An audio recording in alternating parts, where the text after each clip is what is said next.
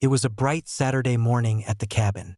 I was outside tending to the garden when I heard the unmistakable crunch of tires on gravel, followed by a loud crash.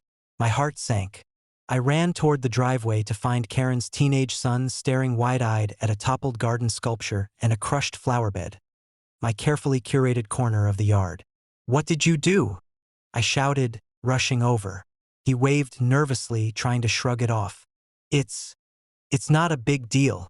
We'll fix it. Maybe you can just pay." I froze. Did he seriously think I would pay for the damage he caused? Karen appeared moments later, phone in hand, clearly expecting her theatrics to intimidate me. "See, he's just trying to help. You're overreacting. I'm calling the police." Lisa, calm as always, stepped forward, immediately asserting authority over the situation.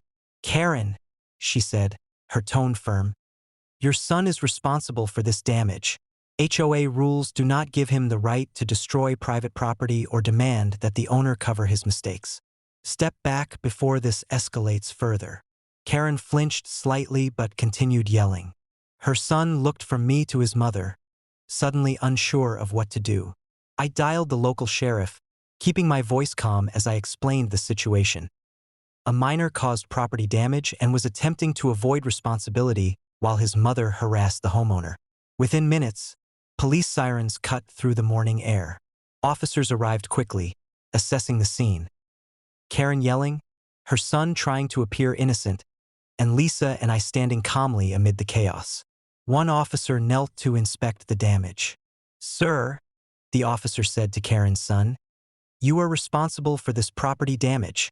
Attempting to shift blame or demand payment from the homeowner doesn't absolve you. You will be cited, and your actions have consequences." The teen's face went pale. But I didn't mean. "Intent doesn't change the outcome," the officer replied firmly. "You are accountable for the damage, and your mother's interference constitutes harassment." Karen's face turned crimson. I'm just trying to." The officer shook his head. "HOA rules do not authorize property destruction or intimidation. Step back and allow this matter to be resolved legally." By now, the teen was realizing the gravity of the situation. He muttered a hesitant apology, clearly understanding that this was no longer about theatrics or entitlement. He was facing actual consequences. Karen, meanwhile, slunk back, muttering about the board and next time. Her confidence shattered. Lisa turned to me, a faint smile on her face.